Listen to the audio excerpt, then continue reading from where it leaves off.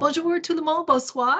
Je suis Pamela Yusfeld, la présidente de la PAFSO, et je vous souhaite la bienvenue. We're here today to to remember our colleague, Randy-Orr, who was a member of PAFSO's executive committee and a foreign service officer in the immigration stream for many years, who sadly passed away 2 years ago.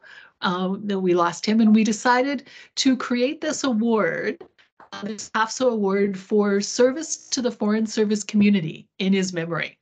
And I'm really pleased that for the second year, we got a number of good nominations, and we settled on a nomination for a group of people. But I am not going to be the ones to do the big reveal. I'm going to let Tam do the big reveal when it comes to her moment. But maybe before we do that, I might ask everyone to I might ask Christy, and I understand one of Randy's brother Michael are here. I might ask them maybe to talk a little bit about the spirit of the award, and what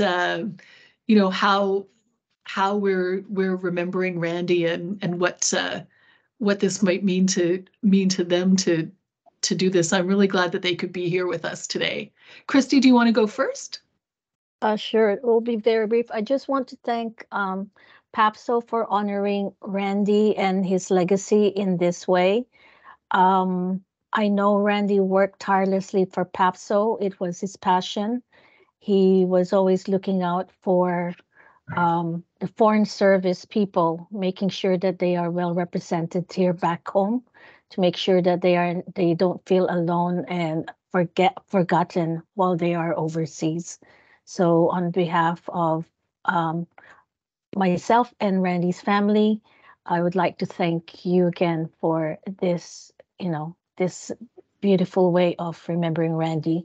And I would like to give the floor to Michael, if Michael could say a few words about, I guess, the award, or even about your brother, Michael. Certainly. First of all, I want to thank everybody for doing this. This is for the second year for this presentation, so we're very thankful for that, to serve as a memory to Randy and the contributions that he's made, not only to the Foreign Service. I'm not familiar with PASCO and all those initials, but I just know he worked for the Foreign Service in some capacity.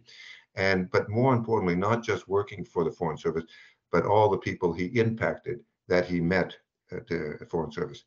And I realized that, as did my family, when at the visitations for Randy last year, so many people who we had never met before had so many amazing things to say about Randy, which he never shared with us. And so it was so illuminating for us to experience all this feedback, because when Randy was with family, he stuck to family matters, and at work, he stuck to doing his job. So that was excellent. So a lot of people had very, very strong feelings about Randy in a positive manner. And so that is fantastic. So we really appreciate all the work that you guys have done to put this together in memory to my brother. Thank you. Thank you. It's really been our pleasure. And I mean, I had the same thing, when I was talking to people about this after Randy passed away, I kept hearing from people who were saying, all these different things that he had done for them, and the way, he had affected them, from, brand new foreign service officers to, other ex-com members that he mentored, and a huge range of people. And even, as president, working with him on the PAFSO executive, I don't think I realized, and I don't think any of us realized, everything that he was doing. So, we created this award to recognize some of those people who are out there doing these things that, in some ways they even look like fun. But that are really making a contribution to the foreign service community, and the working and living situations facing all of us. So we have the PAFSO award, PAFSO Foreign Service Officer Award, but that was always for, the job and professional things in the job. And we realized that we didn't have anything to recognize these other kinds of contributions. So I'm glad that we have a chance to do this. I'm really happy to see, that we got several good nominations, and we will, and we have a wonderful group, I think, of people to recognize tonight. So maybe Tam, if you want to take over. Marty, is there any way we can let people turn on their cameras who are not identified as panelists? Or Yep, everyone has that option. Oh, okay, everyone can put on their camera if they want. Okay, thanks, Tam. Over to you. Over to me. Okay, thank you. Good evening, good morning, good afternoon, wherever you are. David and I are here in the Middle East in the middle of the night. Honored to be joining you today. So it's really my pleasure to be introducing the winners today. It's an unusual situation in that I nominated a group because I could not pick one of you amongst you to choose. And this is for work that these three people probably started in around 2017, 2016, sometime in there started. So some people may often our awards are given for things that happened in the last 12 months or the last 18 months. But this shows that the work you put into creating the Pride Network, creating a Pride champion, working on I have to read it because the name is very long, 2S LGBTQI plus accreditation and living conditions tool that helps foreign service officers determine whether a country is the right place for them, the right place for their family, for LGBTQ, etc. Families. And that work is still helping people. It's still active. It wasn't a great idea and we did something and a year later it's dead in the water and people have moved on. It's a constant tool that families and individuals in the Foreign Service are using. And that was why I picked you guys, because I thought it was an enduring project that has helped us all. And so it's Melanie Bejic, David Da Silva, and Mark Allen. Melanie and Mark are in Ottawa right now, and David is in Ramallah working very hard on behalf of Canada. So that's it. I just think you guys created something really amazing. And I want to give you guys a chance to talk about either why you started it or what got you going on the project and what you're up to these days. Just whatever you want to talk about. Here's your chance. Shall we start and do it traditionally ladies first? Shall we make Melanie speak first? So I'm wondering if first, could we just do a quick toast? Sure. To a quick toast to her, because I want to sip my wine. So this is part of I don't know. It's what I don't have my motivation. So I just would like to raise a glass. First of all, I would like to raise a glass to Randy and his legacy and his memory.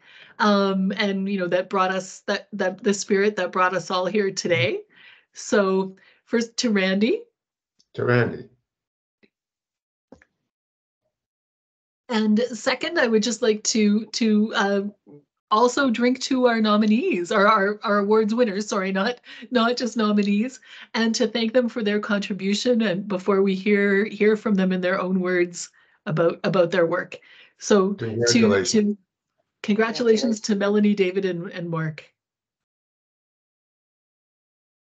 Okay, I've had 2 sips of wine. So Melanie, the floor is yours. Thank you, everyone. First, I wanted to recognize Randy-Orr and his tremendous contribution, both to the people he touched, to the employees in the Professional Association PAFSO, who benefit from the way that he made positive changes every single day. And I think what Randy and the rest of us have in common is many of these things are labors of love, and we go into them hoping for the best and not expecting a lot, to be honest, because you never know what will happen. And I think from this, it really started with respect to the absolute lack of information for to us LGBTQ plus people that wanted to be posted abroad. And we were given this really flimsy document that sort of told you where same-sex couples might be accredited in some places, and that was it. And so I had heard stories about, like 2 dads that went to a country where their kid was bullied so badly that they came home early because the people in the school knew that he had 2 dads.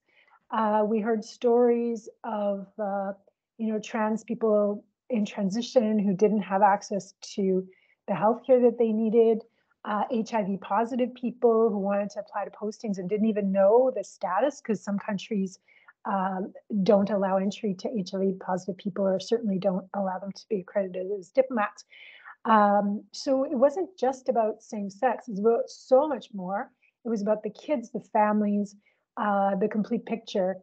And I mean, if you look in Canada, one of the biggest, so teen suicide is really high among 2S LGBTQ kids. And if you look at the best predictor of which of those kids are going to succeed and do well, it's when they have family support.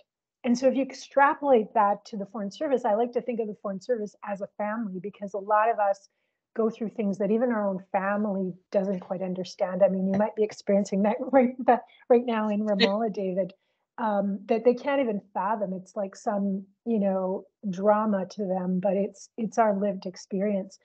So I just got a few people together on a phone call trying to, find out, as a young Foreign Service officer, how do you get posted? How do you find out if you can even go to that country?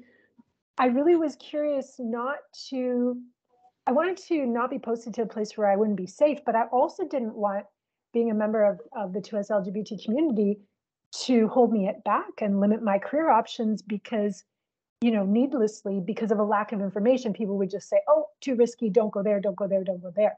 So, and the more I talked to people, the more I realized it was really, there was no systematic way. So we had a phone call and it was, literally 6 people. And then slowly the network grew and grew and grew and grew.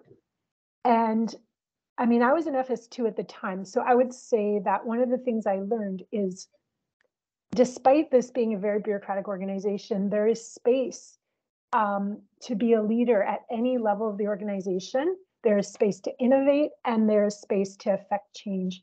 And so I think, having David and Mark, each of us with our own sort of grassroots base, each of us with our own connections, each of us with our own lived experience, it was such a lovely labor of love that we shared together, and we continue to share in our connections with each other.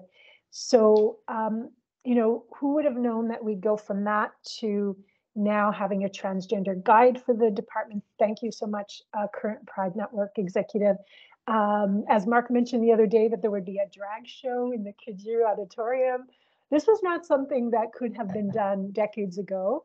And lest we forget how things have evolved, but where we have come from, being a highly stigmatized community, still very stigmatized in many parts of the world, many parts of Canada even, how we couldn't even get security clearances at one point in our history. Our partners were recognized as nothings, given no support. It's been an incredible change, and I thank you all for being part of this. And I just want to finish by saying that they say the price of freedom is eternal vigilance, and we're learning in the current context that we have to be eternally vigilant because we cannot take our rights for granted.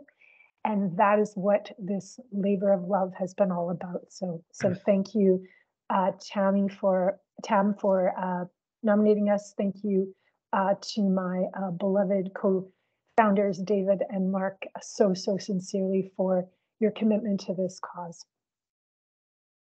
Thank you. Thank you, Melanie. Yeah.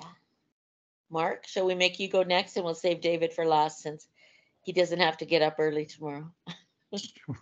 Sure. Thanks, Tam. I'm really touched that Randy's family is here because while I didn't know Randy, I certainly knew about him and his contribution. And it's clear that he was, a much loved and admired colleague, but that love was reciprocal. He was a caring and generous and intelligent soul, and thank you for PAFSO for creating this award in his honor, and thank you PAFSO for being PAFSO. It's a community, and a family, and we really feel that that kinship when we're far away from home. And we feel that need for community and for history, for documenting our history. And I think it's really interesting that this award is occurring just as the bout de papier issue of our colleague Doug Janoff's book on queer diplomacy has been published. So thank you for all your work in so many ways. For our community and for our community within our community, which is the one we're talking about and focusing on today. It is a group of communities, in fact, who need our ongoing support, and I was glad to be able to do that, and it's extremely gratifying to know that it continues to be appreciated. I also want to thank David and Melanie.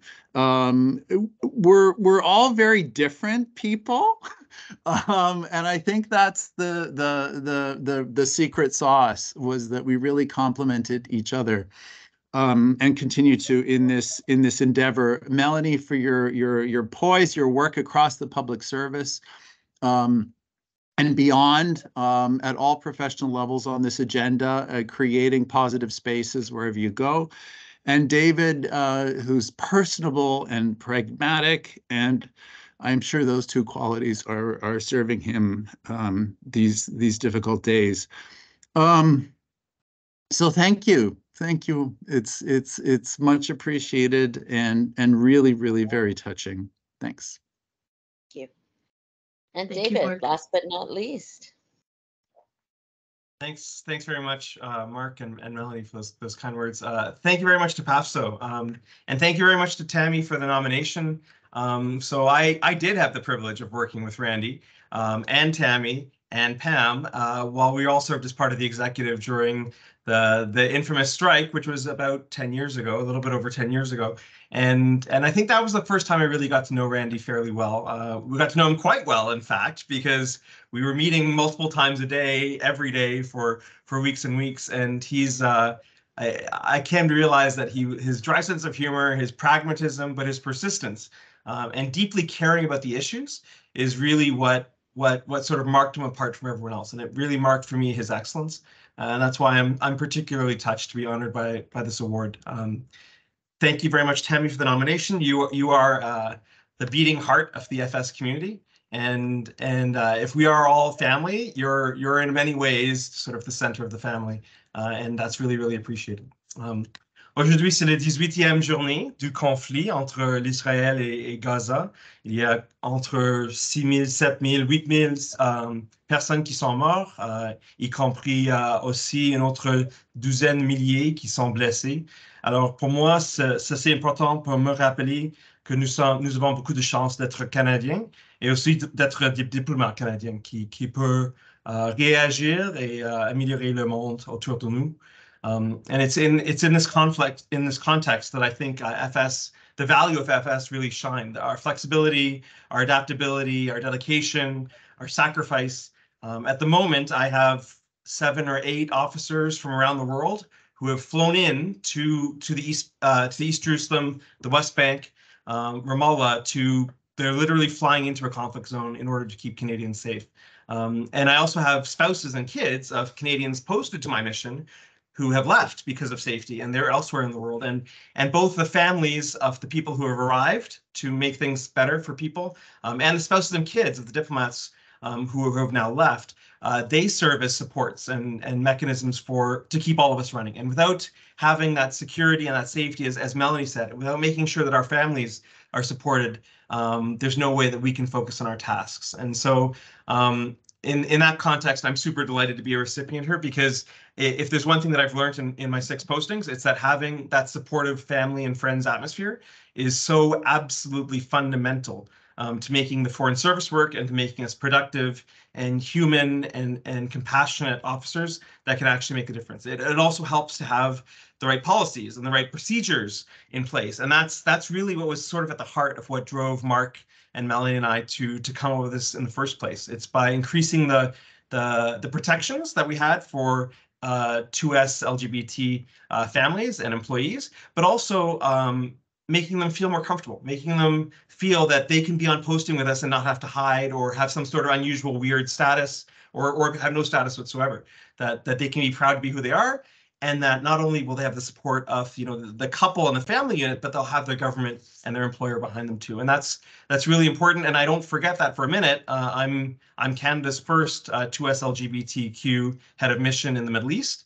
And I can really only do those that kind of stuff. And I'm not unique there's lots of other unique firsts in the 2S LGBTQ community in the department that we've been able to achieve over the last 10 years or so. And that's because of people like Mark and Melanie and everyone else who takes the time and energy to give back to the community. So a special thank you to Melanie and Mark, who continue to inspire me with their wisdom and optimism and creativity. And both of them have a really deep fundamental belief that the government of Canada is a great employer and could be an even greater employer if just a few small tweaks were made. So that's really what made them, my inspiration for the work. And it's also why I really want to thank PAFSO for providing that background, that footing, that safe catch that helps to support not only the employees, but their families when we work in difficult environments, sometimes dangerous environments, the regular upheaval of foreign service life.